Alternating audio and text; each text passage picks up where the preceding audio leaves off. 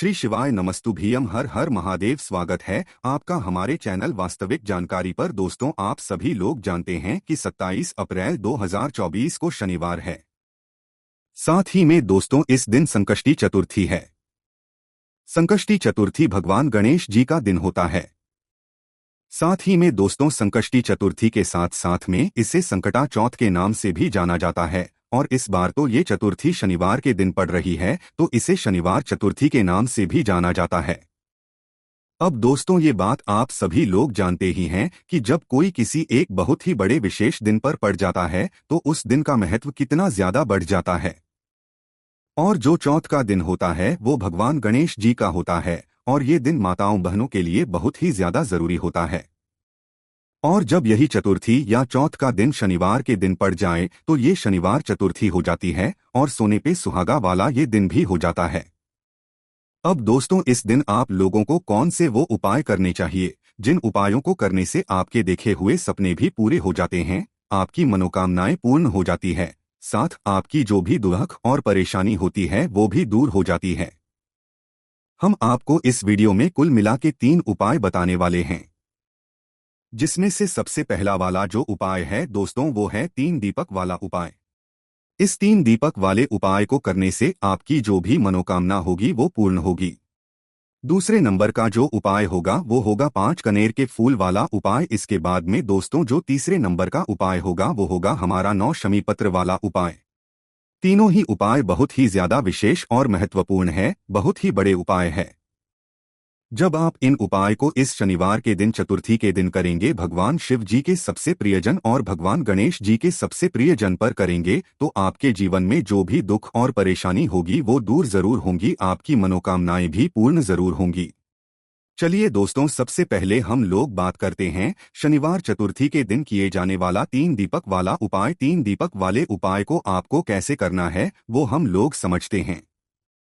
देखिए 3 दीपक वाले उपाय में हमें साफ साफ ये बात समझ आ रही है कि इस उपाय में हमें 3 दीपक तैयार करने हैं, पर वो 3 दीपक किस चीज के होंगे तो यहाँ पर हम आपको बता दें कि वह 3 होंगे दोस्तों आटे के। यहाँ पर आप मिट्टी के दीपक ना लें तो ज्यादा अच्छा रहेगा, क्योंकि मिट्टी के दीपक अगर लेंगे तो भाई वो आपको नए लेने पड़ेंगे। तो इसीलिए थोड़ा सा आटा गूंद के आप उस आटे से जो है 3 आटे के दीपक मीडियम साइज के बना लीजिएगा।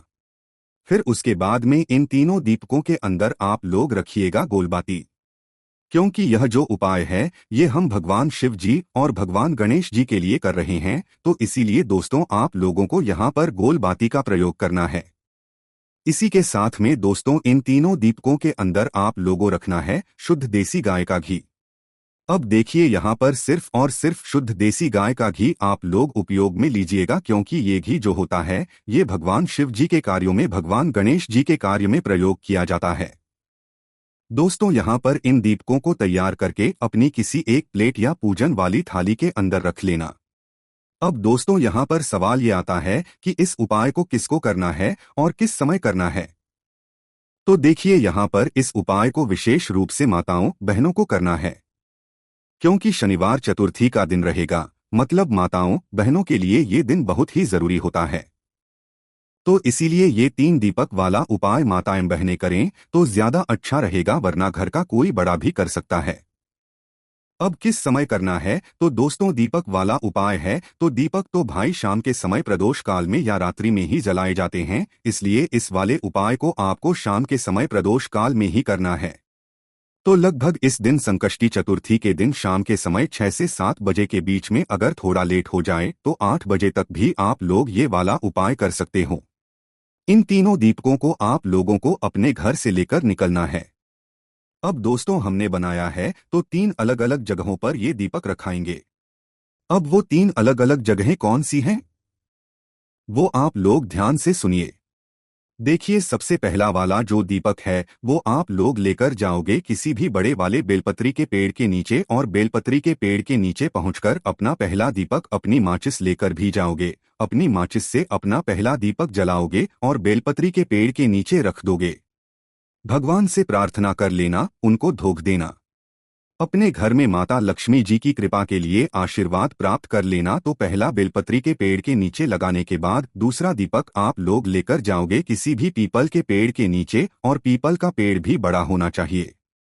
तो पीपल के पेड़ के नीचे जाकर अपना दूसरा दीपक जलाकर उस पीपल के पेड़ के नीचे रख देना। आपको सिर्फ घर से दीपक बनाकर लाना है और जलाना है, इन वृक्षों के नीचे आकर ही है। उसके बाद में दोस्तों तीसरे नंबर का जो दीपक होगा ये आप लोगों को लेकर जाना है किसी भी बड़े वाले आंवले के पेड़ के नीचे, और आंवले के पेड़ के नीचे जाकर अपने तीसरा नंबर का दीपक जला देना है, और वहां पर भी भगवान से प्रार्थना कर लेना, वहां पर धूप दे लेना है। इसके बाद में दोस्तों आपका ये वाला उपाय पूर्ण हो जाता है। इस उपाय को करने से दोस्तों आपके घर में माता लक्ष्मी जी की कृपा होगी, शुभ शांति बनी रहेगी। साथ ही में दोस्तों जो भी आपके घर में दुख और परेशानियां होंगी वो भी दूर हो जाएंगी। अब दोस्तों हम लोग बात करते हैं सीधा दूसरे वाले उपाय के बारे में, जो कि आपको इस संकष्टी चतुर्थी या संकटा चौथ के दिन जरूर करना चाहिए। अब इस वाले उपाय में आपको 5 कनेर के फूल वाला ये उपाय है। तो सीधी सी बात यहाँ पर हमें ये बात समझ आती है कि इस वाले उपाय में हमें 5 कनेर के फूल लाने पड़ेंगे। अब तो ये 5 कनेर के जो फूल होंगे ये आपको किसी दुकान पर नहीं मिलेंगे, किसी जगह पर नहीं मिलेंगे, ये आपको मिलेंगे सिर्फ और सिर्फ कनेर के पेड़ में। जो कनेर का फूल का पेड़ होता है ना, ये आपको वहां पर मिलेंगे, और बहुत ही आसानी से ये पेड़ आपको कहीं पर भी मिल जाते हैं, और बहुत ज्यादा मात्रा में मिलते हैं, और फूल भी बहुत ज्यादा मात्रा में इनमें लगते हैं। तो आपको 5 कनेर के फूल लेकर आने हैं। पहले कनेर का पेड़ ढूंढना है। पीले कलर के रंग के जो है कनेर के फूल होते हैं, तो उनमें से बस आपको 5 कनेर के फूल लेकर आना है। आप ज्यादा भी ला सकते हैं, पर उपाय में सिर्फ 5 कनेर के फूल ही योग होंगे। तो 5 कनेर के फूल लाकर आपको अपने घर पर ले आने हैं। और संकष्टी चतुर्थी के दिन आप लोगों को क्या करना है, सुबह सुबह प्रातःकाल सुबह सुबह आप लोगों को ये वाला उपाय करना है। आप जब अपने घर से भगवान शिव जी की पूजन अर्चना के लिए निकले तो अपने साथ में मात्र ये 5 कनेर के फूल लेकर जरूर जाएं। इसके साथ में जो भी आपकी पूजन सामग्री हो भगवान शिव जी के लिए, जैसे 1 लोटा जल या बेलपत्र, फूल वगैरह जो भी लेकर जाना चाहे वो लेकर जा सकते हैं। 5 कनेर के फूल उपाय के लिए अलग लेकर जाना है। भगवान जी के मंदिर पहुंचना, वहां पर भगवान की जो भी आप पूजन अर्चना करना चाहते हो, जल चढ़ाना चाहते हो, बेलपत्र चढ़ाना चाहते हो, फूल चढ़ाना चाहते हो, वो सारी चीजें आप लोग चढ़ा देना। मतलब पहले अपनी सारी पूजन अर्चना कर लेना, उसके बाद में ये वाला उपाय करना। तो जैसे ही आप लोगों की पूजन अर्चना हो जाती है, उसके बाद में आप लोगों को अपना वह 5 कनेर के फूल निकाल लेने हैं जो आप उपाय के लिए लेकर आए हुए हैं। अब इन 5 कनेर के फूलों को आपको 5 अलग अलग जगहों पर चढ़ाने हैं। वो 5 अलग अलग जगहें कौन सी हैं वो आप लोगों को सुनना है। देखिए 5 कनेर के फूल में से सबसे पहला वाला जो कनेर का फूल होगा ये आप लोग चढ़ाएंगे भगवान गणेश जी वाले स्थान पर। यह भगवान गणेश जी का स्थान जलाधारी के ऊपर होता है, जो कि जलाधारी के सीधे हाथ या राइट हैंड साइड पर होता है। तो आप लोगों को भगवान गणेश जी वाले स्थान पर पहला कनेर का फूल समर्पित करना है। फूल का खिला हुआ भाग आपको शिव जी की तरफ करके रखना है। उसके बाद में दोस्तों दूसरे नंबर का कनेर का फूल आप लोग भगवान कार्तिक जी वाले स्थान पर समर्पित करोगे। जलाधारी के उल्टे हाथ की तरफ होता है, लेफ्ट हैंड साइड पर होता है। इसके बाद में दोस्तों तीसरे नंबर का जो कनेर का फूल होगा ये आप लोग माता अशोक सुंदरी जी वाले स्थान पर समर्पित करोगे, जो कि जलाधारी के बिल्कुल बीचों बीच में ये वाला स्थान होता है।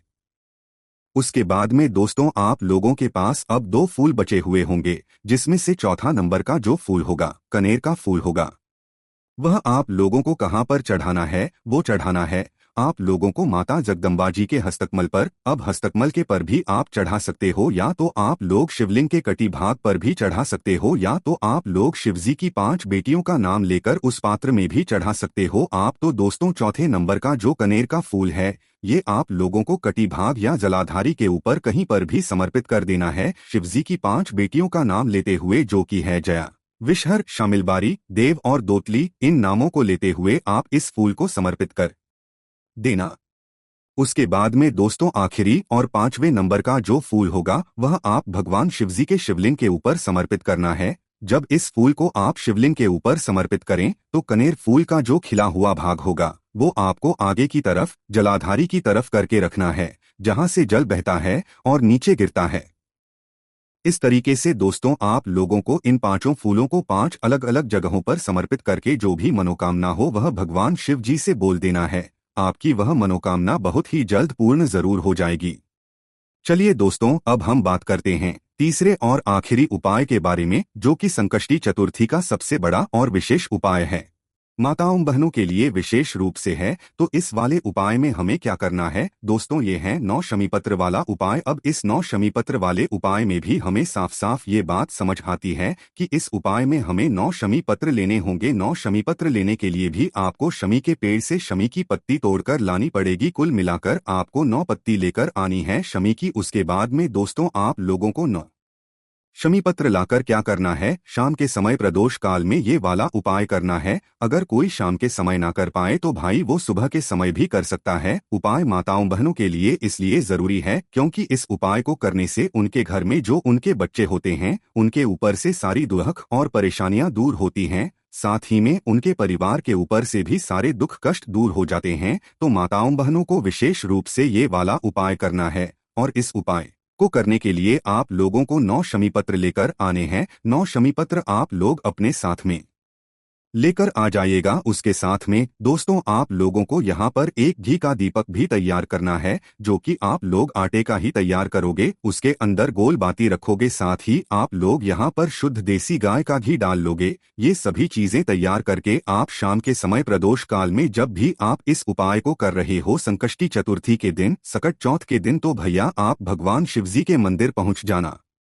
मंदिर पहुंचकर आप लोगों को क्या करना है कि सबसे पहले भगवान शिव जी के शिवलिंग के पास में आप लोगों को पहुंच जाना है।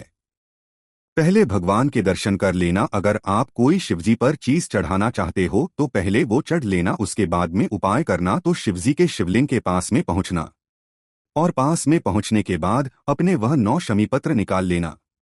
9 शमीपत्र से 5 शमीपत्र समर्पित करने के बाद दोस्तों आप लोगों के पास 4 शमीपत्र बचेंगे। अब ये 4 शमीपत्र में से 3 शमीपत्र आप लोगों को और अलग से निकाल लेने हैं। इन 3 शमीपत्रों को आप लोगों को भगवान शिवजी की शिवलिंग के ऊपर समर्पित करना है। अब इसमें जो पत्तियों का भाग होगा वो जलाधारी की तरफ, मतलब सामने की तरफ होना चाहिए। इस तरीके से इन 3 शमीपत्रों को जमाकर आप लोगों को शिवलिंग के ऊपर समर्पित कर देना है। उसके बाद में दोस्तों आखिरी में आपके पास 1 शमीपत्र और 1 घी का दीपक बचेगा। इस घी के दीपक को आपको शिवलिंग के पास में नहीं लगाना है। इस 1 शमीपत्र और घी के दीपक को लेकर आपको भगवान शिवजी की चौखट के पास में आ जाना है और मंदिर के अंदर से खड़े होकर मंदिर के बाहर देखना है कि आपका उल्टा हाथ कौन सा पड़ रहा है। उस उल्टे हाथ की चौखट पर बैठना है। मंदिर के बाहर नहीं निकलना है। मंदिर के अंदर बैठकर ही आप लोगों को क्या करना है कि भगवान शिवजी के उल्टे हाथ की चौखट पर आप लोगों को सबसे पहले अपना वह एक बचा हुआ शमीपत्र समर्पित करना है और शमीपत्र समर्पित करने के बाद अपना वह एक घी का दीपक अपने ही माचिस से जलाकर इस घी के दीपक को आप लोगों को उसी शमीपत्र के पास में गणेश जी के मोर ध्वज या मयूर ध्वज गणेश जी का नाम लेते हुए इस दीपक को वहां पर अपनी मनोकामना को कहते हुए रख देना है, जिस मनोकामना के लिए आप अपना यह वाला उपाय कर रहे हो। अब दोस्तों यहाँ पर आप लोगों ने जो 5 शमीपत्र गणेश जी वाले स्थान पर समर्पित किए हैं, यह शिवलिंग में जो गणेश जी का स्थान होता है जलाधारी के सीधे हाथ की तरफ, सिर्फ वहीं पर आपको समर्पित करने हैं। गणेश जी की प्रतिमा के ऊपर समर्पित नहीं करना है और 3 शमीपत्र आप लोग शिवलिंग ऊपर समर्पित करेंगे। बाकी 1 शमीपत्र आप शिवजी की चौखट पर आकर समर्पित करेंगे और उसी के साइड में आप लोग दीपक लगाएंगे। गणेश जी के मूलध्वज और मयूर ध्वज गणेश जी का नाम लेते हुए और अपनी मनोकामना इस जगह पर बैठकर जरूर बोल देना। बस दोस्तों यहाँ पर ये वाला उपाय पूर्ण हो जाता है। हमने आपको इस संकष्टी चतुर्थी या संकटा चौथ के दिन किए जाने वाले वो विशेष उपाय बता दिए हैं जो कि पंडित जी ने खुद बताया है। अब आपकी मर्जी है, आपके अपने हिसाब से इन उपाय को जरूर कीजिएगा। आपकी जो भी दुख और परेशानी हो, मनोकामना हो, आप इस उपाय को कीजिएगा और आपकी जो भी दुख और परेशानी हो उस हिसाब से आप अपने यह वाले उपाय कीजिएगा। बाकी दोस्तों इस उपाय करने में अगर आपको कोई भी दिक्कत समस्या आती है तो कमेंट करके पूछ सकते हैं। श्री शिवाय नमस्तुभ्यं। हर हर महादेव।